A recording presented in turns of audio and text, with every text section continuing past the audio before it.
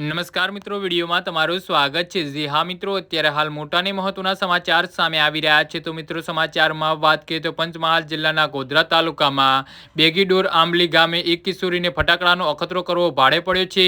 અનમોલ નામનો અને ધોરણ 10માં અભ્યાસ કરતો કિશોર પોતાના ઘરે આંગણે એક સુતળી બોમ્બ સળગાવીને તેની ઉપર સ્ટીલનો ગ્લાસ મૂકીને બોમ્બ ફોડવાની ખાતરી કરવાનો પ્રયાસ કરી રહ્યો હતો।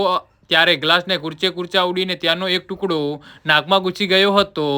જી હા મિત્રો, અત્યારે હાલ મોટા અને મહત્વના સમાચાર સામે આવી રહ્યા છે।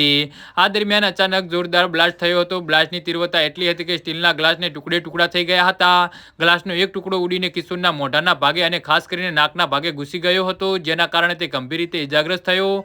ગંભીર હાલતમાં અનમોલને તાત્કાલિક સારવાર અર્થે વડોદરા ખાતેની SHG હોસ્પિટલમાં ખસેડવામાં આવ્યો હતો, જ્યાં તેના પર સર્જરી કરવામાં આવી છે।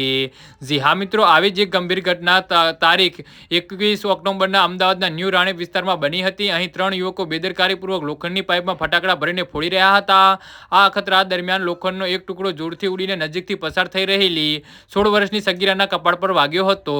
જી હા મિત્રો, તો આના વિશે તમારું શું કહેવું છે તો નીચે અમારી કમેન્ટ બોક્સમાં જરૂરથી જણાવજો અને અમારી YouTube ચેનલને સબસ્ક્રાઇબ કરવાની ભૂલતા નહીં। વિડીયો પૂરો જોવા બદલ તમારો આભાર।